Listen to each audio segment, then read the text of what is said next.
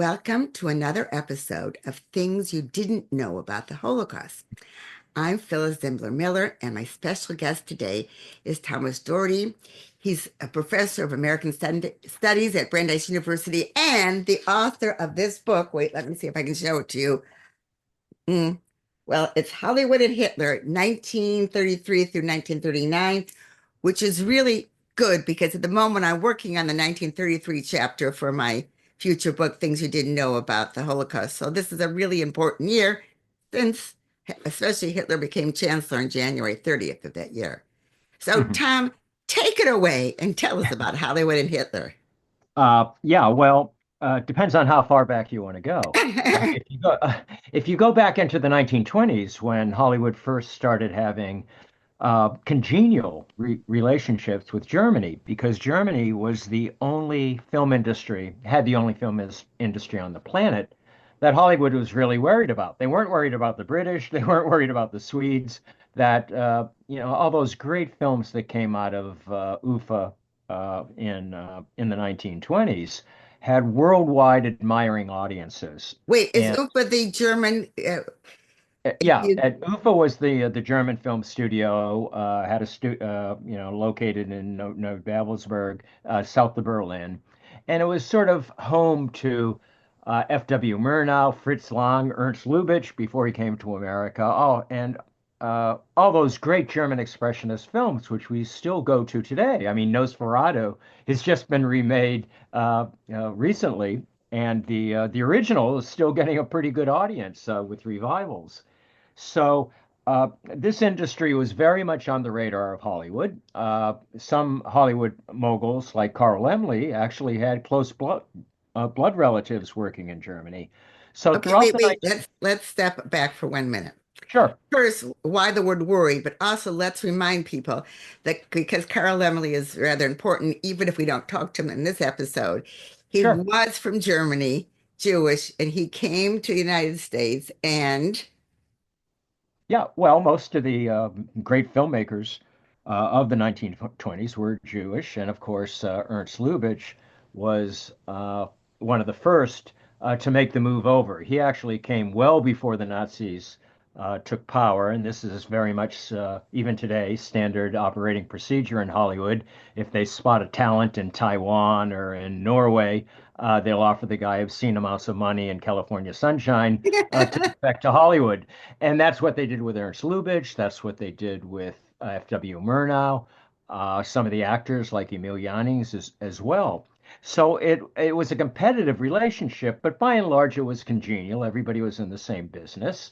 Uh, and in 1930, I think, even 3 years before Hitler comes to power, there's one of these moments that is as if a Hollywood screenwriter had scripted it that puts Nazism on the radar of Hollywood. In 1930, Carl Laemmle at Universal Pictures and his son, Junior Laemmle, as he was known, produced a film called All Quiet on the Western Front, which was the first motion picture version of the Erich Maria Remarque anti-war novel, which is a fabulous novel and also, I believe, the first international bestseller. interesting. Yeah, it is interesting. And I And think the movie was won an Oscar, right, for best film, I right. think. Yeah, in 1930. In fact, I think you could say it was probably the first must-see sound film Mm. because sound, of course, had come in the 1927. And it's basically a gimmick, and we're all going to go because we've never heard all talking, all singing pictures before. But sound really maybe hadn't been used and integrated as a tool of cinema. It was, a miracle, and we'll go to see it. But filmmakers hadn't quite exploited all the usefulness of sound yet until that movie. So you have the roar of the bombs, the machine gun rat tat tat, the explosions, the cries of the men, all integrated perfectly. And I think what's so particularly intriguing about that narrative, both in the book and the film, the hero, or I think maybe a better word is protagonist, because he's Yes, not a war yeah, I think hero, yes. all is a German. And his story is accepted as our story, whether we're French, British, or American. And the great message of the story is that the enemy is not Germany or France or Britain or the US. The enemy is war. We are all cannon fodder in this meaningless enterprise that was the Great War, as they called it before the sequel.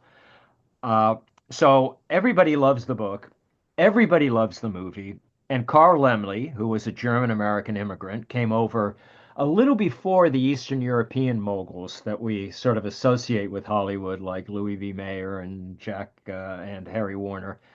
Comes over in the 1880s, a little older, and he was a German Jew, not like the Eastern European so-called Ausjuden, you know. Yeah, So, East uh, Jews. and throughout the 1920s, he was, gathering uh, money for German refugees and starving Germans from the Great War. And he said, "I know if he solicits money from his fellow Americans, saying, 'I know we just had a war with these people, but we didn't have a war with the women and the children, and Americans are a generous people.'" And really a good-hearted man. He was known throughout Hollywood as Uncle Carl, and a beloved figure. You don't want to get too sentimental about some of the moguls because most of them were SOBs, but Carl Laemmle was really a good guy. And so when he makes All Quiet on the Western Front, he wanted it to be a picture his studio would be proud of, a great anti-war statement, and it was. And it plays everywhere. And it comes to Berlin in December of 1930. And the Nazis, who were not then in power, but of course, Hitler and the brown shirts are marching through the streets of Munich and Berlin Wait, in uh, December of 1930? in December of 1930. And the Okay, go reason ahead. we know this is because at the premiere in Berlin, Joseph Goebbels is in the audience that second night with his brown shirts, and they disrupt the screening. He stands up and yells, "Judenfilm." This is a film from Jewish Hollywood that has been made to slur and slander the great German people. World War One, say they, we were stabbed in the back. It was a great noble enterprise. Unlike the film portrays, German soldiers were always courageous. They never flinched in battle. And of course, all soldiers flinch in battle the first time they hear gunfire. And the film shows that. And the wartime generation was fine with it because they had lived that experience, but not the Nazis. They disrupt the screening, stop the screening. They threaten to burn down the theater if the film continues to be shown. And the Weimar Republic, which had approved the film, uh, backs away and they ban the film. And I think it's one of those moments that sort of shows the power of the mob. It shows the power of Hollywood. And it also shows how the Nazis are going to attack Hollywood as a Jewish industry that's going, to slur the German people. And it's like a curtain raiser on Hollywood and the Nazis in the 1930s. And like I said, it was 3 years before Hitler comes to power, as you noted in January of 1933. Now, at first, people in Hollywood, when the Nazis take over, and immediately begin purging the German film industry of its much of its greatest talent, which is Jewish, right? And they fire the producers, the directors, the major actors can't get work. And initially, Hollywood thinks either, well, the Germans are crazy because the film industry is one of their best sources of hard currency from overseas. They're really shooting themselves in the foot. And also, well, the market now is, not as competitive as it once was because the Germans aren't making great films. So you can understand how initially they're not seeing this as kind of a curtain raiser on the rise of Nazism and what we now know as the Holocaust. But very quickly, people like Carl Laemmle and Jack and Harry Warner realize, uh, and they were very far-sighted. Not everybody is as far-sighted, and I think one of the things we always need to keep in mind when we look back at this generation is we know how it turned out, right? So when I teach this, especially to undergraduates who like myself, sometimes think we have all the answers and think we know how the story's going to end, to have a little humility about this, because you can't say what happened during the Holocaust was unimaginable and without precedent, and then at the same time say, well, everybody should have seen it coming. A few people did. Carl Laemmle did very early. He realizes that his fatherland, which he proudly called his fatherland in the early 1930s, he's a proud German American. His first loyalty always was to America, but like a lot of Germans, they had a emotional connection to the fatherland. He realizes very quickly this is not your father's anti-Semitism, that something new and terrible is going on. Harry Warner and Jack Warner of Warner Brothers also realized that. So these guys get out of Germany very quickly. So all the Hollywood studios had branch offices in Berlin, some in Munich and Dusseldorf and other places, MGM, for example. And the Nazis tell them, you can't hire Jews, not just German Jews, but American Jews. We're not going to accept the American Jews as agents of your business. So some of the studios, 20th Century Fox, Paramount, and MGM, say, sure, we'll fire the Jews and we'll put our Jewish employees from Berlin to Madrid and then get our Gentiles in Madrid to Berlin, right? And so they continue operations basically in MGM's case until 1940, so After the word start. they stick around. And that's always a choice I ask myself, well, what would I have done? Because on the one hand, nobody really wants to deal with the Nazis. They're terrible to deal with. Uh, the money starts getting not all that good. So the financial explanation never really works 100% for me. Uh, but at the same time, I ask myself, would I have been self-sacrificing enough to shut down a lucrative market in 1933 or 1934? I'd like to think I wouldn't have been as far-sighted and as noble, or I probably wouldn't have been as far-sighted and as noble as Laemmle or the Warners. I like to think at some point, like in 36 or 37, by the Nuremberg laws, and certainly by 38 with Kristallnacht, I would have thought this is not worth it. I can't do this anymore. Uh, but one never knows because it's the Great Depression. This is your business that you've built up. What would you or I have done? So that And to me wait, is just to all. clarify, what we're talking about is giving up the revenue from showing these films, Yeah, American-made films in Germany. in Germany, yeah. And the reason the financial explanation in the end doesn't work for me is by 38 or 39, the money is not worth the trouble. So what I suspect is the studios wanted to keep the offices open just to keep the infrastructure in place because a lot of people think that somebody's going to put a bullet in Hitler's head and that at any moment we're going to go back to status quo ante and the Germans will be their rational, business-like selves and we can start doing business again. What nobody, I think, really understands in the 30s, and I think it actually sort of takes decades, even after World War II, for people to kind of suss out, is that Nazism was not just partly about anti-Semitism, but in some ways all about anti-Semitism. That was the sine qua non. That overruled everything, even rationality, Yes, because rationally you'd think, well, I want the great Jewish physicists to help me build a nuclear weapon. I mean, that exactly. is the kind of rational military decision you might want to make if you're fighting the Allies. But the the bottom line always was annihilate the Jews. And that's, I think, why it took so many people so long, not least the Jews themselves in Germany, to figure out that this is a new kind of anti-Semitism. It's not just discrimination or exile, it's annihilation. Uh, and I might just say parenthetically, one of the ironies, since we're talking about Hollywood, one of the ironies is that because the Nazis are so cinema centric, and because one of the first businesses they de-Judify, to use their language, is the motion picture business.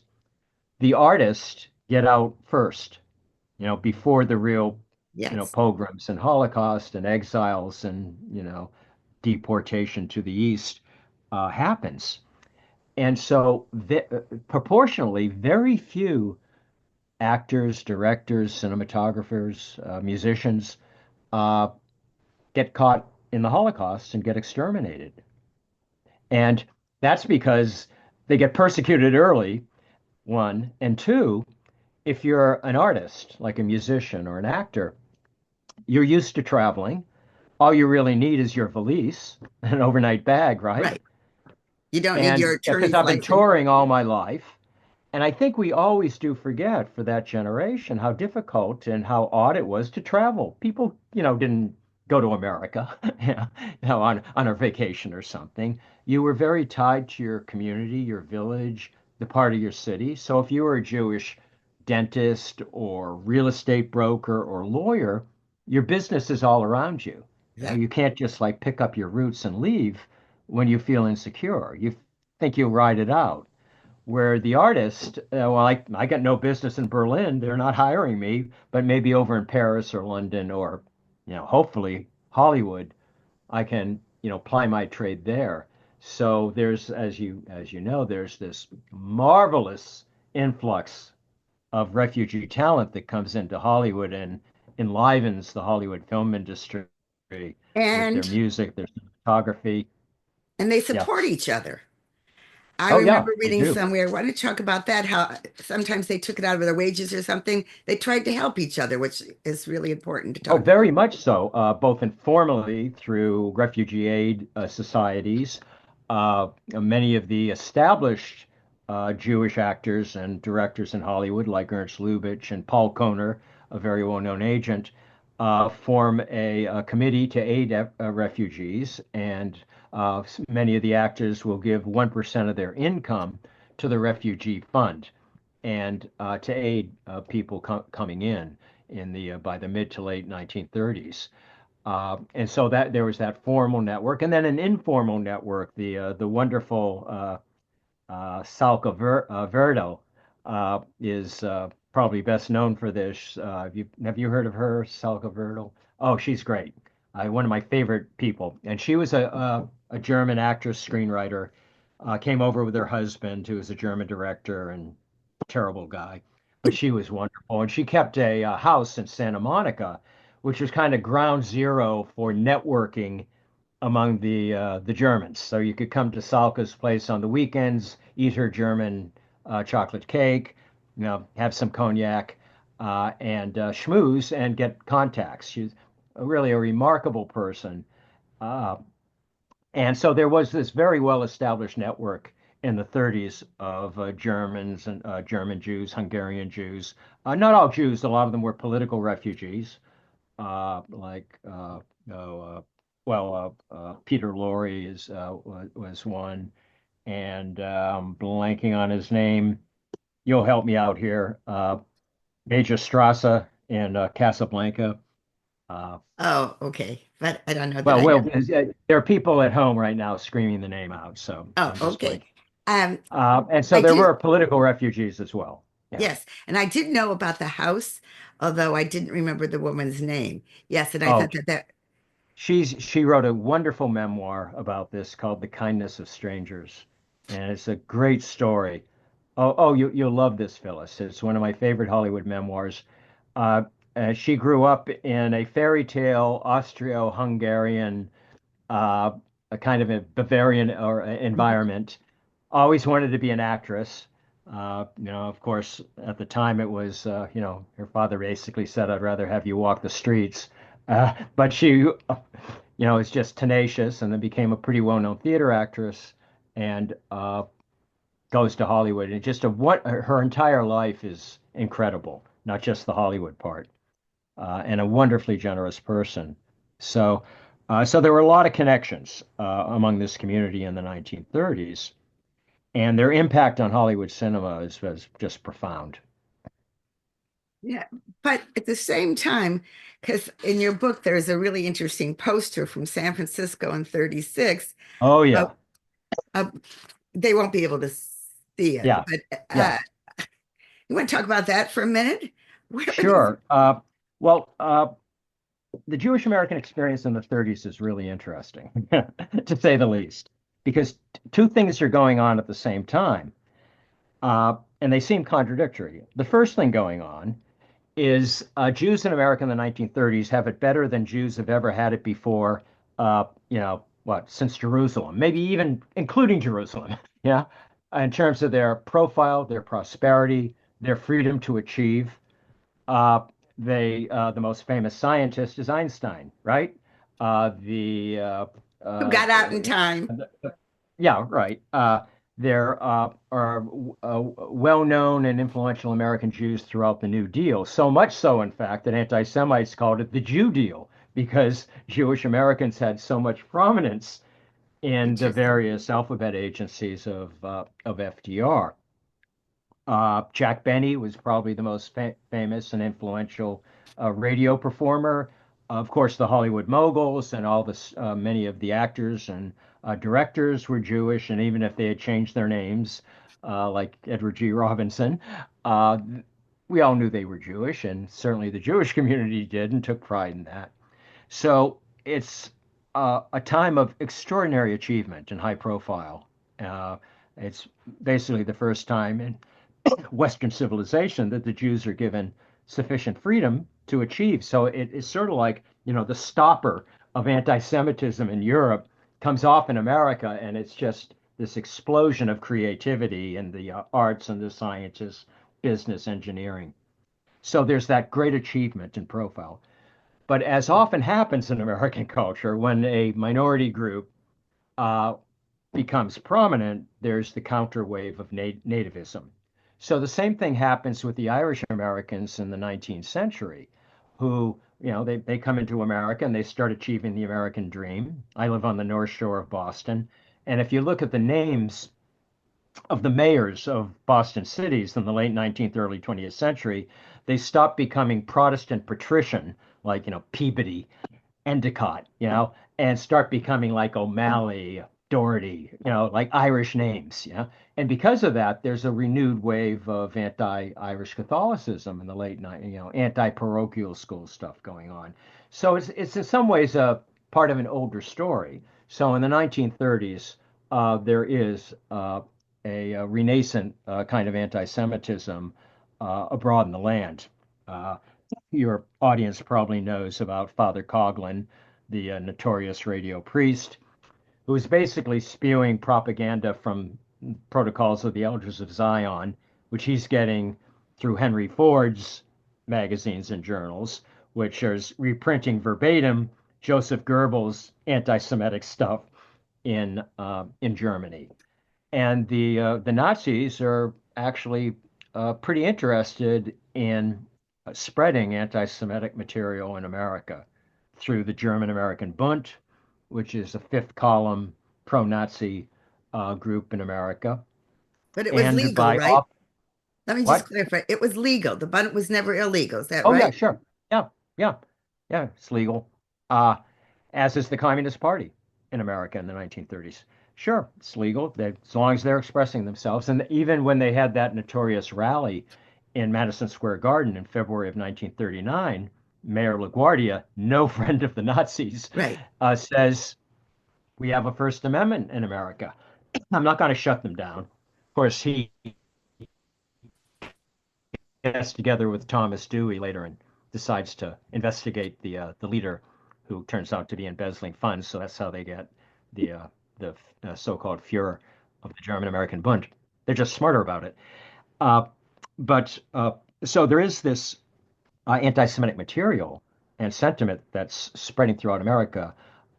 Stephen Ross in his book, and Laura Rosenzweig as well, kind of scholars of right-wing activity in America in the 1930s, have documented how the Nazis are using freighters and cruise ships and transports to offload anti-Semitic material.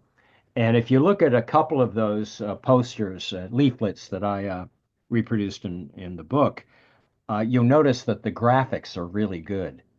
You know, that, like the woodcuts, it's not just like some idiot is Right. scrawling them. It's like really good anti-Semitic illustrations. And that's because it comes from Germany. Yes. And that's And Joseph exactly Goebbels, and of course it's printed in English. He's doing it in Dutch and Romanian right. as well. Uh, and so that stuff is being spread throughout America in 1937, 38, 39. And Jews of that generation will tell you, that they have memories of being in a subway station in New York and, seeing some of the leaflets being, pasted up in the 1930s. And then, of course, Father Coughlin's on the radio every Sunday afternoon spouting this kind of material. So there's that atmosphere as well going on, which I think a lot of people see as making Hollywood kind of skittish about directly engaging the Nazis on screen.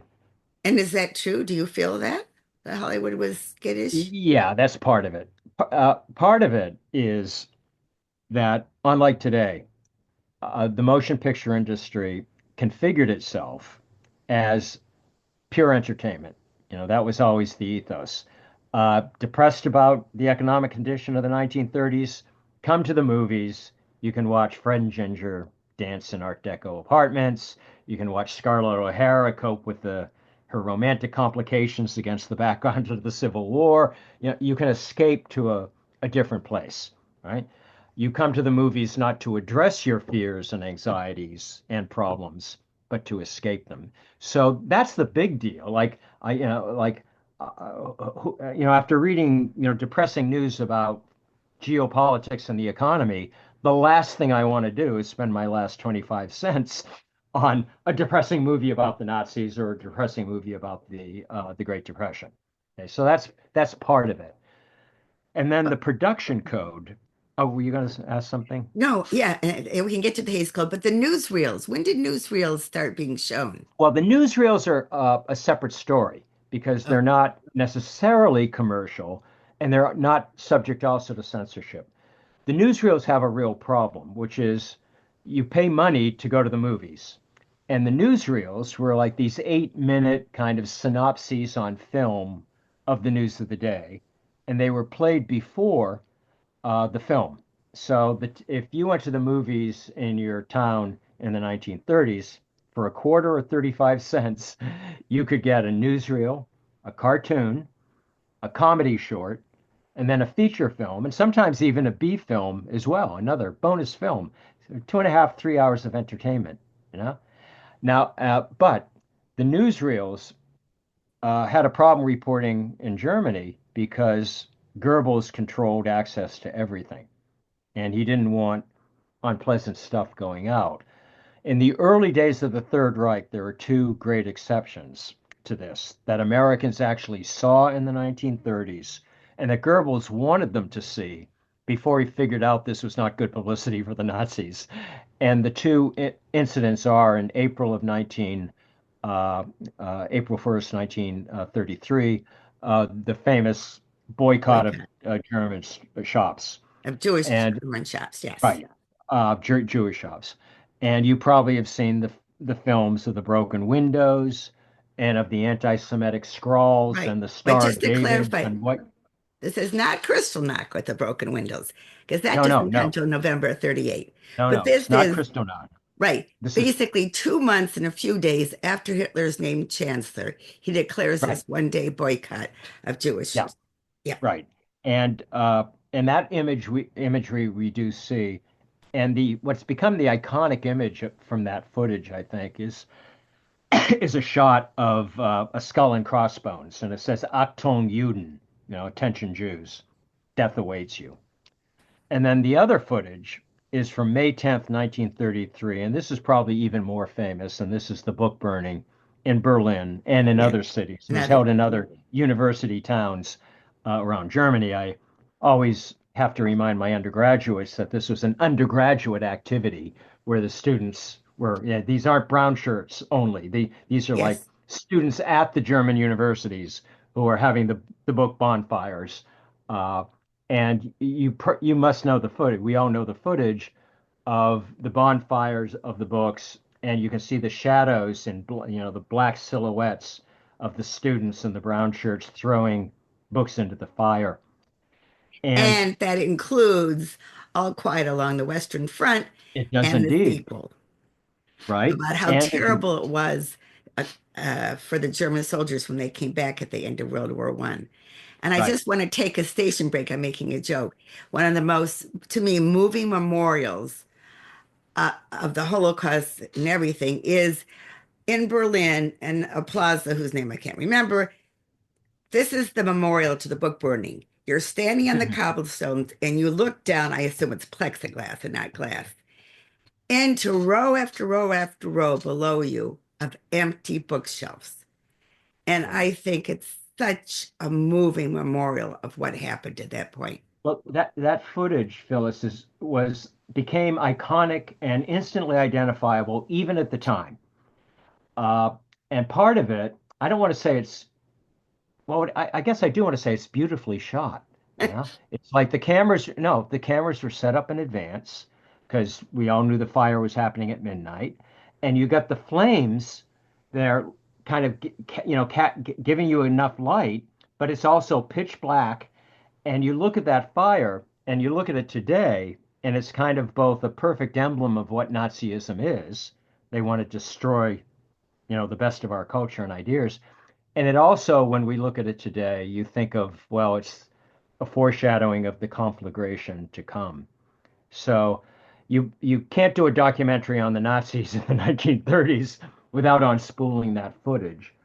But it's some of the only footage from the 30s that was widely shown in the 30s and that rendered Nazism vivid to Americans in the 1930s. And I'm doing a project now that looks at some of this material more systematically.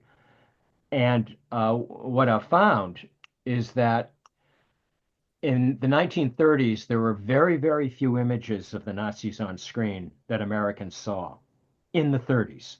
So today, when like you make a documentary on the rise of Nazism, you can go into the archives and find the footage. You can find new footage. You can find home movie footage, and you can make a really nice story using motion picture imagery as if it's all leading up inevitably to the Second World War.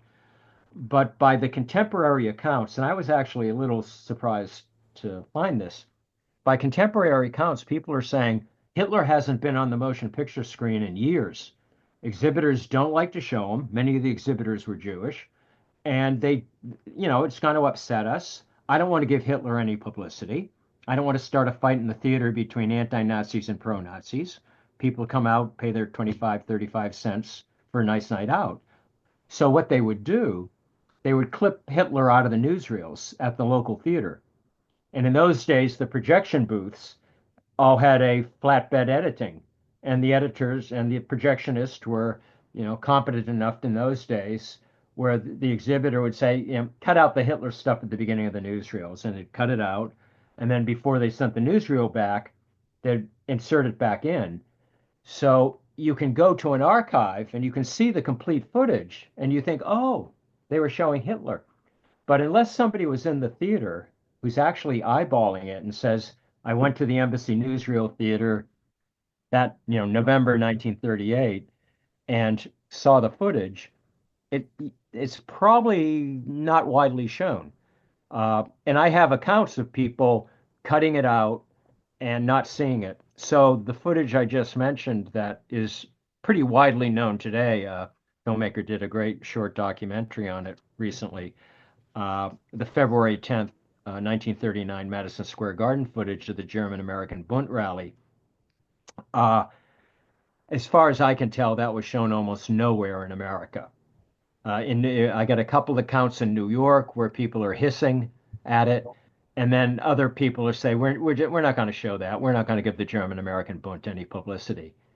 So, people are sometimes afflicted what you might call false motion picture memory syndrome because they'll have seen the footage in the 40s or the 50s in a documentary, and then Oh, they'll think, oh, yeah, I remember seeing that in 1938.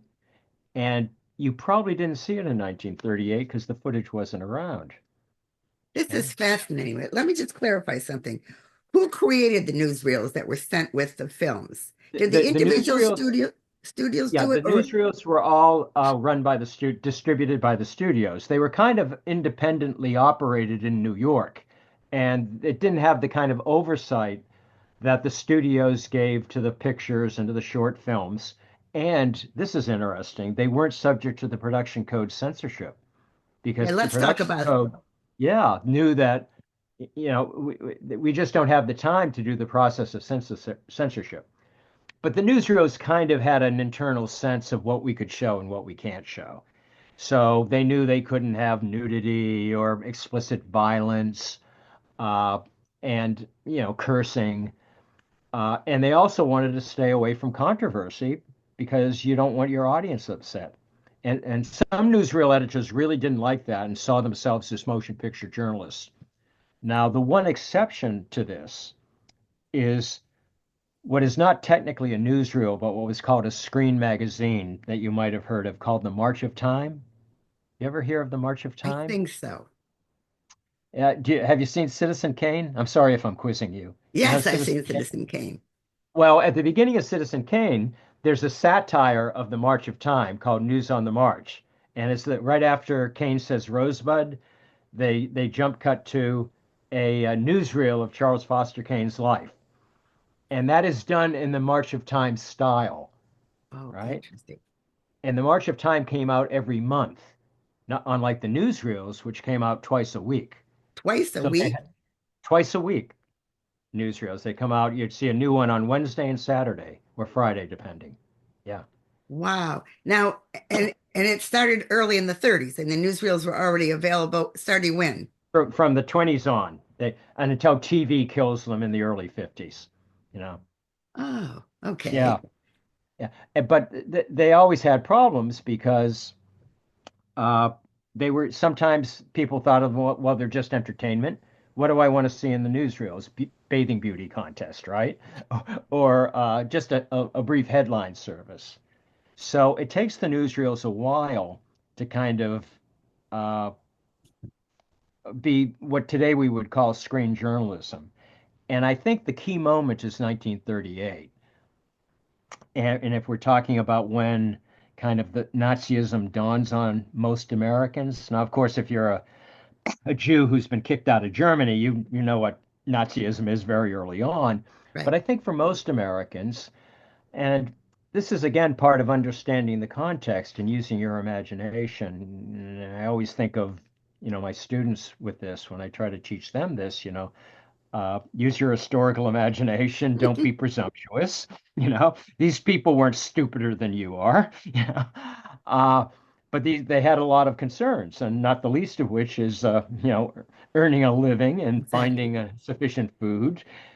And I don't really think it's not until 1938 with the real march of Nazism now, where in March the Nazis take over Austria with the Anschluss. Yes. In September, they get what the Nazis called the Sudetenland, the Part of western Czech. part of Czechoslovakia. Right. And then, of course, in November 9th and 10th, you have Kristallnacht, the horrific pogrom in Germany. And And it's Austria and the Sudetenland. yeah, and I think it's in that year. I always think of like mom and dad are in the breakfast nook, and one of them is reading the paper, and mom looks up at dad or vice versa and says, the Germans are at it again. It's like the news becomes too threatening and menacing to ignore.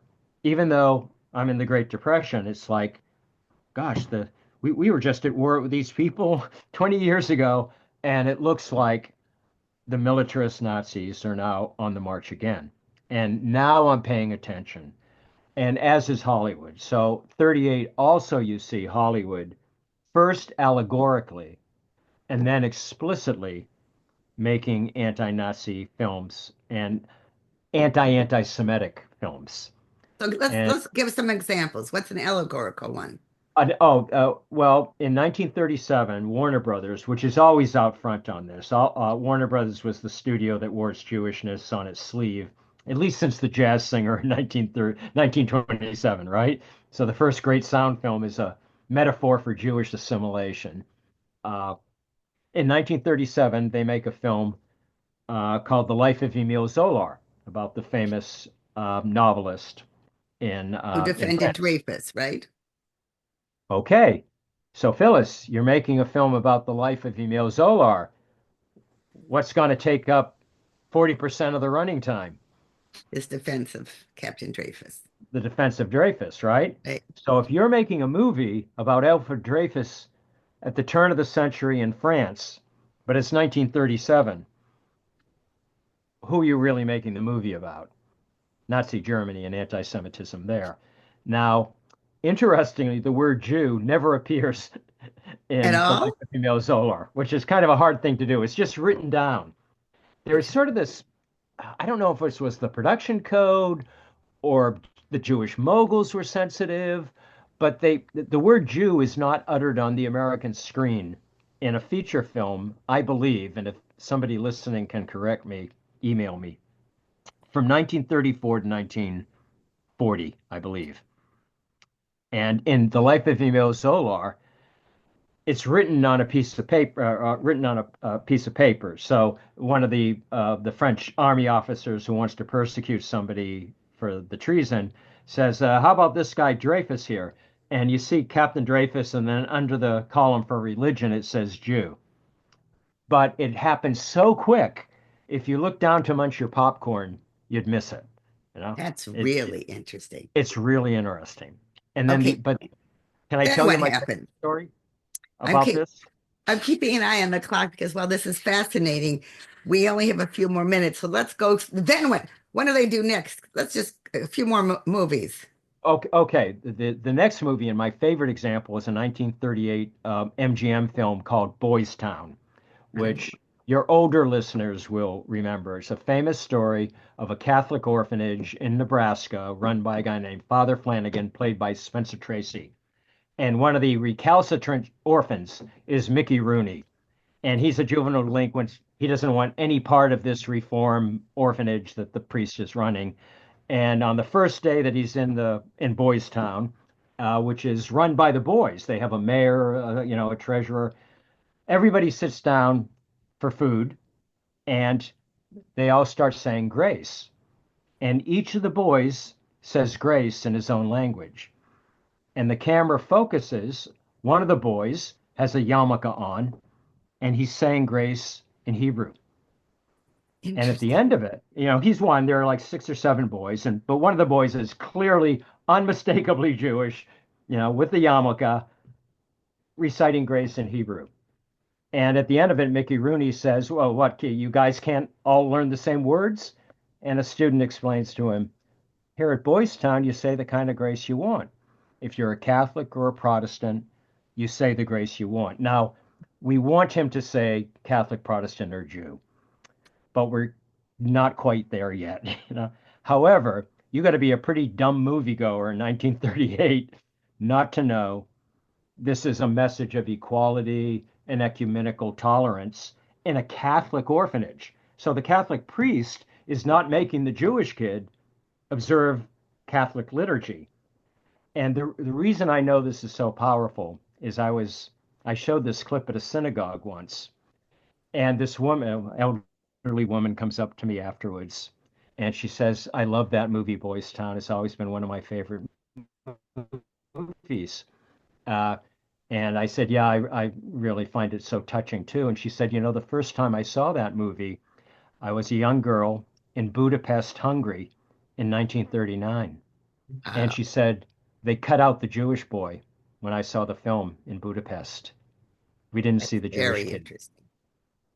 And I'm wondering, I think she can see it in my eyes. I'm a little skeptical. How do you know the Jewish kid was cut out if you had never seen the movie before? Right? See, I'm a suspicious historian. But she had seen it, then she saw it afterwards. She saw it. No, no, she saw it in Budapest, and Yeah, but she I was said wondering, the then kid she was saw cut the, out.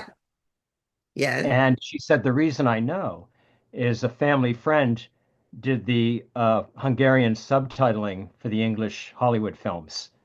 And he told us that that scene had come in to Hungary and they cut it out. So the Hungarians, who were already a fascist regime, Right. knew exactly the meaning of that film. They didn't want a message of tolerance coming into Hungary in 1939. Oh, okay. I And thought then, maybe she saw it later and realized, but that's yeah, really interesting. I love that story, and I can take it to the bank because she went a little further.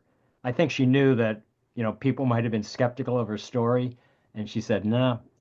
And then in '39, Warner Brothers breaks the boycott with a film called I Was uh, uh, Confessions of a Nazi Spy, and that's the first explicit anti-Nazi film in which still the word Jew is never uttered. That's interesting.